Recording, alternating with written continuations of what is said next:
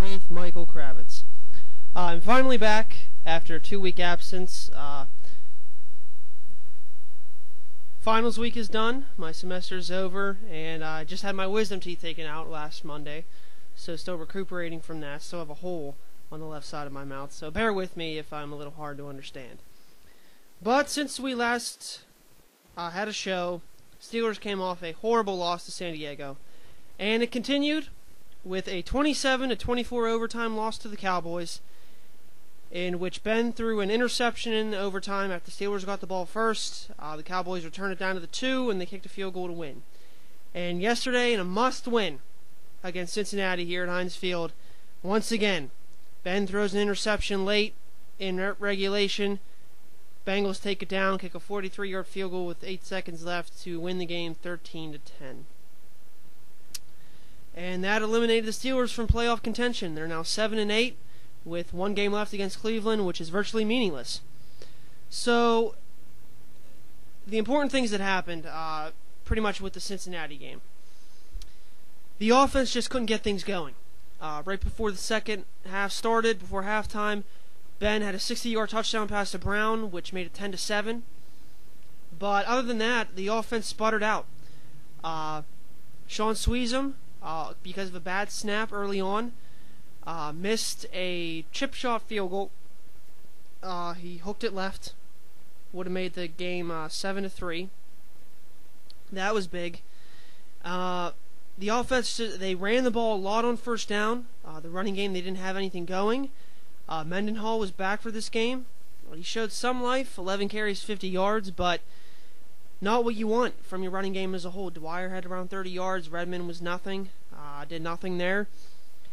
And it's pretty much sad because this running game coming into the year, you thought we have a lot of depth there with Mendenhall, Dwyer, Redmond, and Batch and Rainey, and it just didn't amount to anything. The wide receivers struggling to hold on to balls. In the Dallas game, Brown fumbled on a punt return. Sanders had some drops. Wallace had some drops. On the Cincinnati game, they played pretty well, but Wallace only caught 1 pass. Same with Sanders. Brown was the only one that caught some passes. And the only consistent player that remained during this 3-game losing streak was Heath Miller. And he ended up getting injured within the last 2 minutes, and he'll be done for the year. PCL and MCL injury. It's just a horrible thing to see. Ben, 2 costly interceptions. The first interception, the Bengals returned it for a touchdown. And then the second one was errant. There's 44 seconds left. And the Steelers are thrown 10 with 2 timeouts. And they thought they could still go down and try and get a score before to make it so that it wouldn't go to overtime. And he just made a bad throw. It sailed over Mike Wallace. It went into Reggie Nelson's hands. He returned to the Steelers 45. And then Dalton had a 20-yard pass to A.J. Green to set up the winning field goal. It was just a really bad game by the offense. And the defense played extremely well. They only gave up 6 points, 2 field goals, 3 turnovers, 2 interceptions by Cortez Allen, and then a forced fumble. And they couldn't do anything with it. In the second half, Cortez Allen picked off Dalton, first play. And they were at the Bengals 32. Sacks forced them to be out of field goal range. That was the big thing. The Steelers could not convert on the turnovers, and that's what ultimately cost them the game. And Ben's errant throws. And Ben owned up to it. He said this team would have made the playoffs if they had better play from their quarterback. He felt devastated. Reporters said it was the worst he felt since they lost to the Green Bay Packers in Super Bowl 45. It's just you don't expect Ben to screw up. You expect him to make these wins, which is what his career has been, coming back at the end to make the plays to win.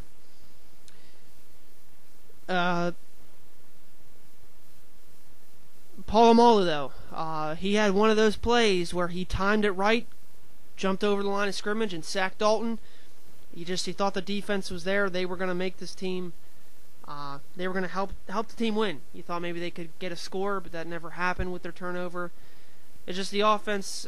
I solely blame this game on the offense and Ben. They just couldn't get it done. And by no means is Cincinnati a good team. They're one and done in the playoffs as well. I mean, that was the realistic thing fans had to realize. Even if the Steelers would have got into the playoffs, I mean, they would have been playing in New England in their first round game, and what are the chances that they would have been able to go up against Tom Brady?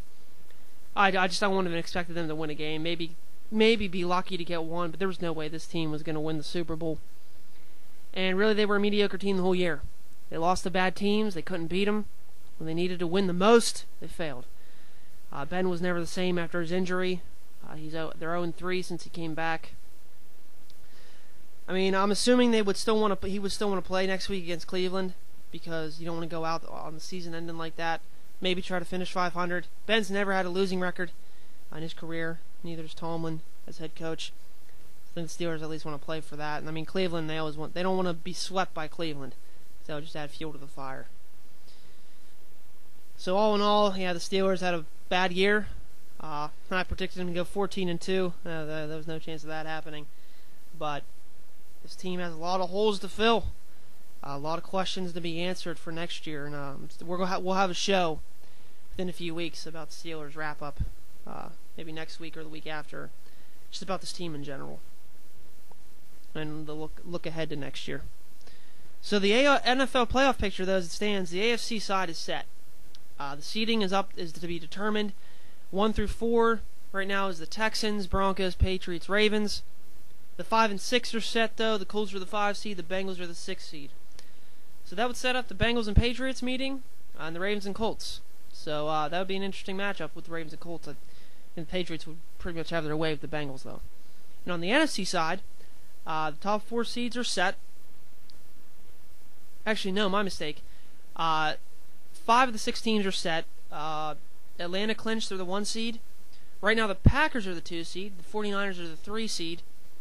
And the Redskins are the 4 seed, with the Seahawks as the 5 seed, and right now the 6 seed, the Minnesota Vikings. And here's what happens. Seattle still has a chance to win the NFC West if they win and the 49ers lose. Both teams, though, are in the playoffs. The Redskins battle the Cowboys. Whoever wins that game will win the NFC East and be the 4 seed. And then the final wildcard playoff spot, if Minnesota wins, they are in. If they lose, though, and the Bears win, they are in. And if the Bears and Vikings lose, and the Redskins lose, and the Giants win, the Giants are in. So I'm assuming it'll be the Minnesota or Chicago will get that final wild card playoff spot. So, I mean, it'll be an exciting NFL playoffs, but without the Steelers in it, yeah, it'll be a lot of gloom here in the city of Pittsburgh. And besides the Steelers, since I've been absent for the past 2 weeks, the Pirates made a couple moves. A couple days ago, they signed left-handed pitcher Francisco Liriano to a 2-year, $14 million deal. He will be the number 4 pitcher in the rotation, and he was a good pitcher a couple years ago.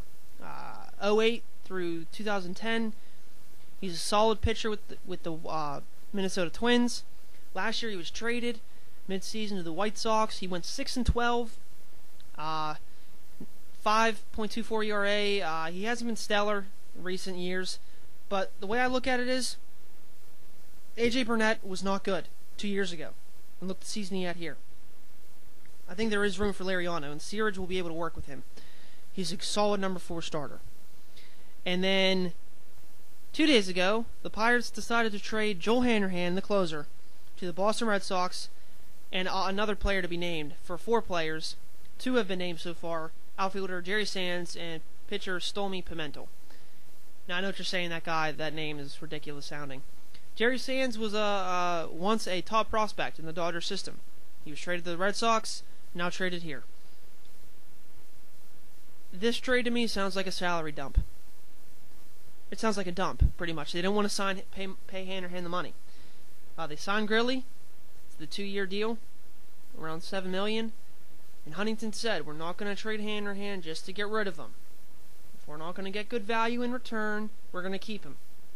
Well, I don't think these prospects are going to help this team anytime soon. And that's what you wanted if you're going to trade Hanrahan. You wanted a major league ready player to help your team now, to make them better. And it didn't happen. I just don't understand. Now Grilly's going to be your closer. Hopefully he does the job, but then now you need a setup guy. And it's really disappointing. I mean, I liked Hanrahan. He had his shaky outings, but he always got the save pretty much. And I don't know. I mean, I think he'll have success in Boston, but Another dumbfounded move on the part of Neil Huntington. I just don't understand why. So, my predictions for what their opening day lineup would be based right now on who they have. Going into next year, catcher would be Russell Martin, first base Garrett Jones, second base Neil Walker, shortstop Clint Barmas, third base Pedro Alvarez, left field Starling Marte, center field Andrew McCutchen, right field Travis Snyder. Starting rotation, A.J. Burnett's 1, Wandy Rodriguez 2, McDonald 3, Liriano 4, and until Morton comes back in June or July, McPherson's number 5. With the bullpen, Gridley's the closer. Your setup guy, I would assume, would be Jared Hughes right now. And then with the bullpen, you have a lot of questions there. I think Tony Watson will be there, Chris LaRue, Justin Wilson, and then maybe a couple more people. I don't know at this moment. Maybe Jeff Locke. I don't know. So we'll see with that. And then on the bench, I think Tabata will be there. I think he'll beat out Presley. Tabata, McHenry, Josh Harrison, Gabby Sanchez, and then maybe one more player. But I don't know. They might not be done trading or signing people. There's a chance Garrett Jones will be gone. They may not want to pay him, which I think would be another huge mistake. Because you have 3 players right now in the lineup that can hit 30 home runs in Alvarez, McCutchen, and Jones. So you would hope that they would only trade to get better from here on in. And now we move on to Pitt basketball. Yesterday they beat Kennesaw State in their final non-conference game, 59-43. Good game on defense, bad game on offense. Obviously, they probably didn't have a lot of energy going in because Kennesaw State was 1-10 coming in. They also had wins against Delaware State and Bethune Cookman, all MEAC teams, so to speak. So here we go. Next Monday, a week from today, Panthers will be opening Big East Conference play at the Peterson Event Center against undefeated number 11 Cincinnati. I will be at that game with my dad. First Pitt game I'm ever going to. See this team up close and personal. I hope they get this one in the bag. Like I said, I think Pitt, along with Louisville and Notre Dame, they are the 3 teams in the Big East that have the most depth. I think that will prove to be an advantage for Pitt. I believe that they are a team that is much improved over last year's team. I think it'll hinge on Steven Adams, Trey Woodall, James Robinson, and also off the bench, J.J. Moore. He is their 6th man. And Talib Zana, the Nigerian Nightmare. He will be key as well. You just hope that the Pitt defense will be the number 1 improvement, because last year in the Big East, their defense against the Big East teams, it was poor. You just hope that it improves this year. And last year they went 5-13 in the Big East play. I can see them going 10-8 at worst. And maybe at best, maybe if they're lucky, 14-4. I think this Pitt team is good enough to make the NCAA tournament. Based on right now, I project them at like a 6 or 7 seed. I think they have the highest possibility to get to a 3 or 4. And that would pay dividends, because that would provide a path for them to make it to the Sweet 16. Of course, Pitt, the only good team, really good team they played in non-conference was Michigan. That was back in November. They had a lead at halftime. They played Michigan tough. They ended up losing to them by 5. But overall, I think they played them well. They played them tough. They played them better than I thought they would. And I just hope that they can start off the Big East portion of their schedule with a win against the good Cincinnati team. So that'll be a tough game. The crowd will be rocking. I'm excited to go, and I can't wait to see him play. Also, with the NHL news, they canceled games through January 14th. Over 50% of the season is now gone. So the question becomes, should you even have a season at all? I think they want to try to have a season to start the season in January, but if they can't, it's scrapped. Because, I mean, you're going to have a season with 40 games. Not even, maybe like 35. And I just think that'd be a watered-down season. I think the team that wins the Stanley Cup that year, they wouldn't feel like they really won it. It'd be an asterisk against it. It's really a shame, because with Steelers out, there's no Penguins and no Pirates. Just have the Pitt basketball and Pitt football until Pirate spring training starts. So, and the Power, the AFL team. So, the arena team. So, a lot of depression in the city for sports in the next coming months. But But I'll be fine because I'm extremely devoted and loyal to Pitt basketball. I love the sport, so who knows? Crosby, Malkin's pressuring him to join him in Russia. I'm assuming he'll play overseas soon enough because there's no way this season's going to happen.